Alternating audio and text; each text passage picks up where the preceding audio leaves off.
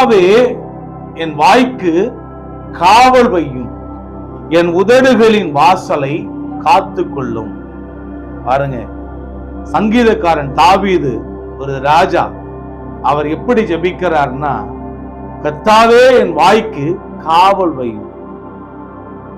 கேட்டு போடுங்க, என் வாய்க்கு என்ன செய்யுங்க, ஒரு வாட்ச்மேனை நிப்பாட்டுங்கன்றார். நம்ம நிறைய வேளைகள்ல நம்முடைய நாவின் வார்த்தைகள், வாயின் வார்த்தைகளை குறித்து மிகுந்த கவனமாக இருக்க வேண்டும் என்று தேவனுடைய வசனம் நமக்கு தெளிவாய் எச்சரிக்கிறது. ஏன்னா ஆண்டவரே நமக்கு சொல்லி இருக்கிறார். எப்படின்னா, மனுஷர் பேசும் வீணான வார்த்தைகளை குறித்து நியாய தீர்ப்பு நாளிலே கணக்கு ஒப்புவிக்க வேண்டும் சொல்றார். எப்படின்னு பாத்தீங்களா?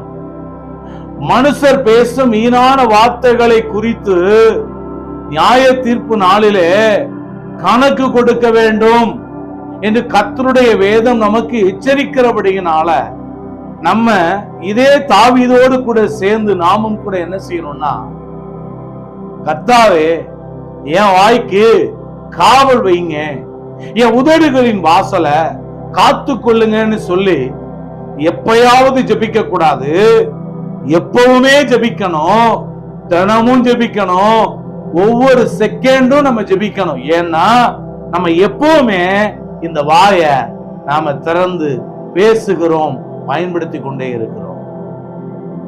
அதனால இது ஒரு ரொம்ப ஞானமான ஒரு ஜெபம்.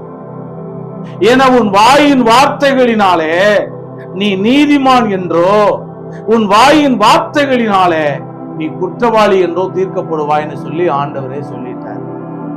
அப்ப நம்முடைய வாய் தான் நமக்கு ஆப்பு வைக்கிறது. நம்முடைய அப்ப வாயின் வார்த்தைகளை குறித்து மிகுந்த கவனமா இருக்கணும். வசனம் சொல்லுது, தன் வாயை விரிவாய் திறக்கிறவன் கலக்கம் அடைவான். தன்னுடைய வாயை விரிவாய் திறக்கிறவன் கலக்கம் அடைவான். சொற்களின் மிகுதியில பாவம் இல்லாமல் போகாது அப்படின்னு சொல்லார். அப்படின்னு என்னன்னா, ரொம்ப பேசாத, அதிகமா பேசாத, எதையுமே குறைத்து பேச பழகு.